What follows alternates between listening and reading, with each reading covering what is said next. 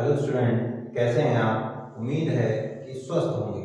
आज मैं आपके साथ दीपक कुमार कक्षा 12 के लिए फिजिक्स का टॉपिक लेके आया हूं, जो अनंत लंबाई के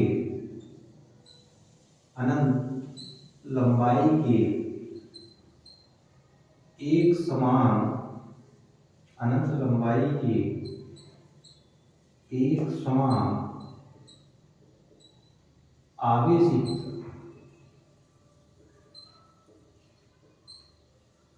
चालक तार के कारण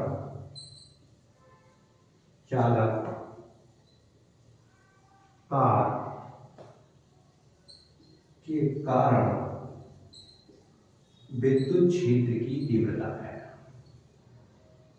विद्युत क्षेत्र की तीव्रता का नियम।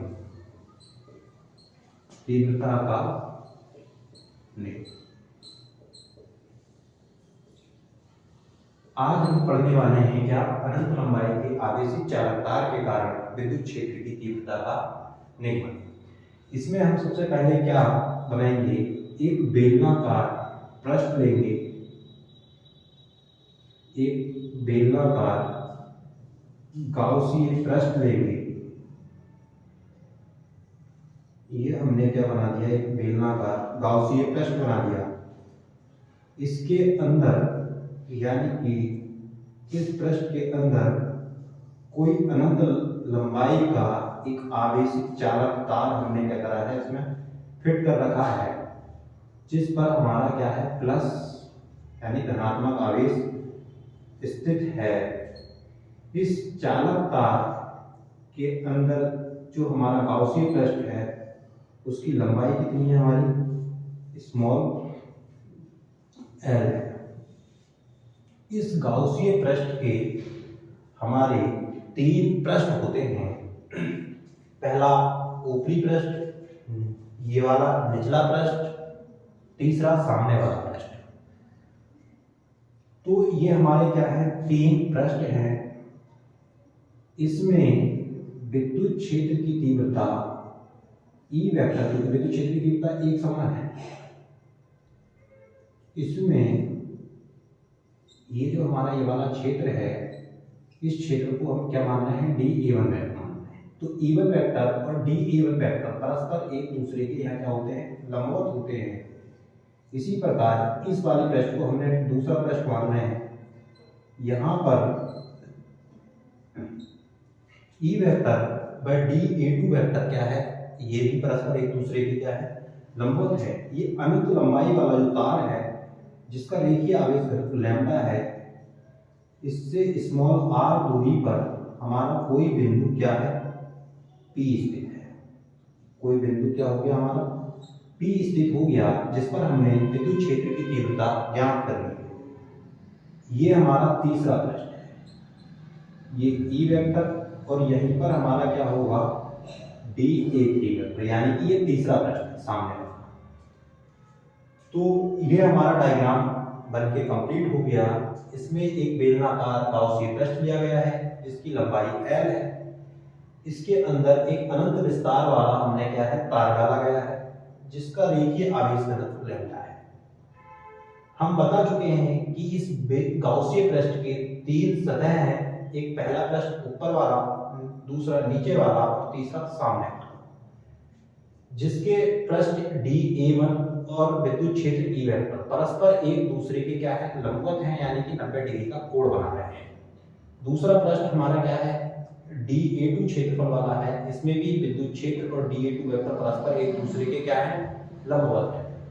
तीसरा जो है अनंत विस्तार वाला, जो हमारी चालक है, उससे आर दूरी पर कोई बिंदु पी स्थित है, जो कि सामने वाला पृष्ठ है।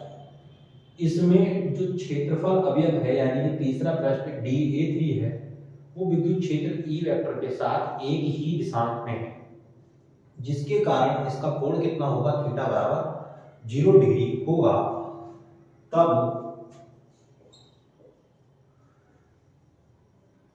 पृष्ठ A1 से होकर गुजरने वाला गुजरने वाला विद्युत फ्लक्स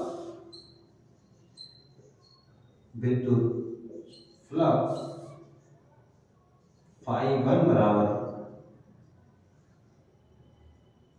ई वेक्टर, यानी कि क्लोज इंटीग्रल लगा लेते हैं E vector dot D A one vector φ1 बराबर close integral E D A one cos 90 degree. देखो ये कितना एंगल हमारा जनरेट हो रहा है 90 डिग्री, तो इसलिए हमने क्या लिख लिया cos 90, क्योंकि cos 90 की वैल्यू जो होती है वो कितनी होती है 0। तो φ1 बराबर हमारा कितना हो गया ई डी ए वन गुणा 0 से इसमें पूरे में गुणा करते हैं तो कितना आ गया φ1 बराबर 0। अब पृष्ठ A2 यानी कि ये वाला पृष्ठ A2 से होकर गुजरने वाला विद्युत फ्लक्स कितना हो जाएगा φ2 close integral E vector dot D A two. Dot हटता है, मैं पहले बता चुका हूं कि cos थीटा लगता है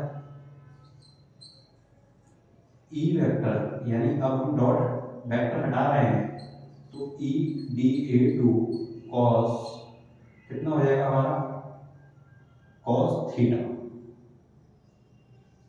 cos कितना हो जाएगा थीटा। अब हम यहाँ पर भी वही सेम चीज कर सकते हैं कि ई डी ए cos थीटा लिखेंगे, तब हमने थीटा की वैल्यू 90 यहाँ पर लगा दी। इसी प्रकार ये φ2 बराबर E D A two cos theta, φ2 बराबर close integral E D A two, यानी कि इस वाले पृष्ठ में भी ई वेक्टर और डी वेक्टर कितना बनाना है हमारा एंगल 90 डिग्री। तो ये कितना आ गया हमारे पास cos 90 डिग्री, φ2 बराबर close integral E D A two into cos 90 की वैल्यू 0। तो φ2 बराबर हमारे पास कितना आ गया, ये हमारे पास आ गया 0। अब हम इसी प्रकार इस पृष्ठ DA3 यानी कि A3 पृष्ठ के लिए हम क्या निकालेंगे, विद्युत फ्लक्स निकालेंगे। ये दोनों फ्लक्स अभी हमारे दो पृष्ठ के निकल गए हैं। आप इसको अच्छे से समझते हुए अपनी कॉपी में नोट करिएगा और हम अभी आगे इसको हल कर रहे हैं। अब हम पढ़ेंगे पृष्ठ A3 से होकर गुजरने वाला विद्युत फ्लक्स, यानी कि पृष्ठ A3 से होकर गुजरने वाला विद्युत फ्लक्स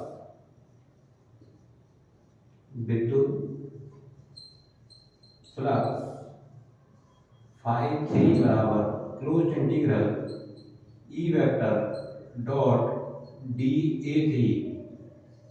अब ये φ3 बराबर close integral E D A three कितना आ गया हमारे पास cos थीटा।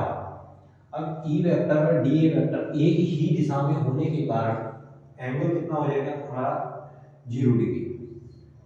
तो φ3 बराबर close integral E D A three cos 0 degree, ये हमारा क्या है 3 है। φ3 बराबर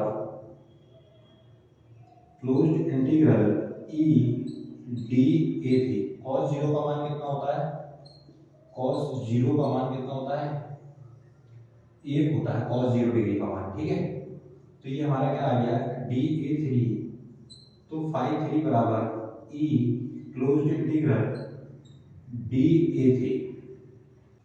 अब हम ये φ3 बराबर E close integral D A three पढ़ चुके हैं, इसलिए बेलन का वक्र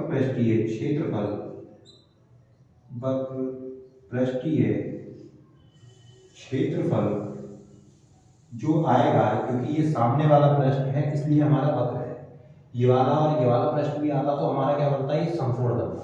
ये तो अपने आप में 0 हो चुका है, ये हमारा सामने वाला पृष्ठ हम कंसीडर कर रहे हैं, तो ये क्या हो गया हमारा वक्र पृष्ठ। उसका क्षेत्रफल a बराबर क्लोज्ड इंटीग्रल dA3 बराबर ये कितना हो गया 2 पाई r l, यानी बेलन का जो वक्र पृष्ठ क्षेत्रफल होता है वो कितना होता है 2 पाई r l होता है। तो फाई 3 बराबर कितना हो गया हमारे पास e इंटू 2 पाई r l, ये हमारा क्या निकल गया फाई 3 निकल गया। तो बेलन का या बेलनाकार भाग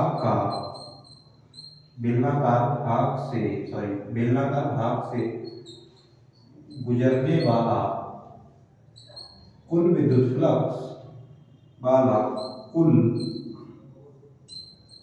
विद्युत फ्लक्स हमारे पास कितना हो जाएगा फाई बराबर, यानी कि फाई ई विद्युत फ्लक्स की बात कर रहे हैं इसलिए ई लगा दिया, फाई 1 प्लस फाई 2 प्लस कितना हो जाएगा फाई 3। अब देखो यहाँ पर फाई ई बराबर, यानी कि विद्युत फ्लक्स जो है उसे हम फाई ई से प्रदर्शित करते हैं। फाई 1 की वैल्यू 0, फाई 2 की वैल्यू 0 प्लस फाई 3 की वैल्यू कितनी है ई इंटू 2 पाई आर। सबको इसको हमने ऐड कर दिया तो फाई ई बराबर कितना आ गया हमारे पास E into 2 pi R L. Equation हमारे पास क्या हो गई, फर्स्ट हो गई। अब हम इसके आगे सॉल्व करेंगे E into 2 pi R L के आगे। अब हम कुल विद्युत फ्लक्स निकाल चुके हैं, फाई ई बराबर E into 2 pi R L. अब ये जो चालक तार है इसका रेखीय आवेश घनत्व कितना होगा, यानी कि चालक तार का रेखीय आवेश घनत्व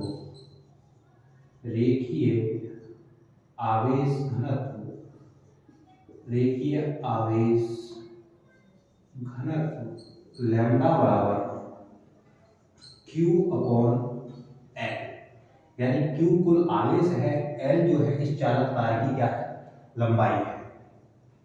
तब आवेश बराबर कितना आ गया हमारे पास, आवेश Q बराबर लैम्डा L। तो गाउस की प्रमेय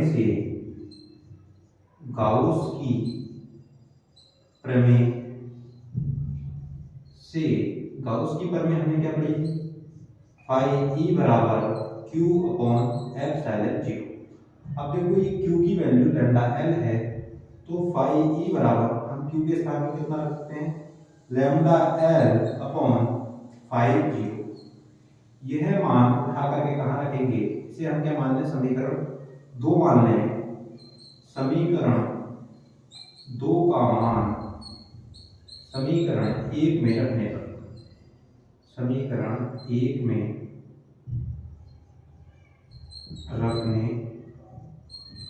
पर, अब हम इसका मान 2 का मान कहाँ रखेंगे, समीकरण 1 में रखेंगे। तो हमारे पास lambda L upon epsilon 0 E into 2 pi R L, ये हमारे पास हो गया।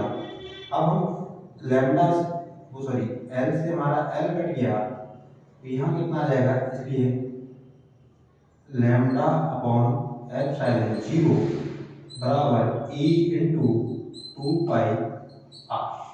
यहाँ तक क्लियर हो गया। अब हमारे पास इसलिए विद्युत क्षेत्र की तीव्रता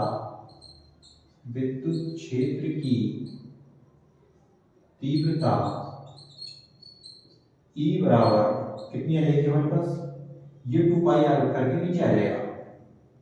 तो lambda upon epsilon 0 into 2 pi R. अब इसे हम क्या करेंगे, सिस्टमेटिक वे से अरेंज कर लेंगे। 1 upon 2 pi epsilon 0 lambda upon R, ये हमारा अनंत लंबाई के एक समान आवेशित तार के कारण विद्युत क्षेत्र की तीव्रता का निगमन प्रूव हो गया। और जब हम न्यूमेरिकल भी यूज करेंगे तो हम यहाँ क्या करेंगे, 2 से यहाँ मल्टीप्लाई अंश में कर देंगे, 2 से यहाँ कर देंगे, तो हमारा ये 2 लैम्डा बन जाएगा और ये 2 गुना 4 हो जाएगा। इस प्रकार से न्यूमेरिकल की दृष्टि से, ठीक है। तो 1 अपॉन इसे हम क्या करेंगे 4 पाई एप्सिलॉन 0 कर लेंगे, 2 लैम्डा अपॉन कितना हो जाएगा ये देखो 2 से ही 4 काट देंगे, 2 गुना 4, फर्क कुछ नहीं पड़ेगा, एडजस्टमेंट करके न्यूमेरिकल की दृष्टि से ये हमारा ये फॉर्मूला हम डायरेक्ट कर तो तब हम यहाँ पर ये प्रूव कर देंगे, यानी कि इसको इसलिए कहा क्योंकि 1/4 पाई एप्सिलॉन 0 की वैल्यू कितनी होती है 9 × 10 की घात 9 होती है।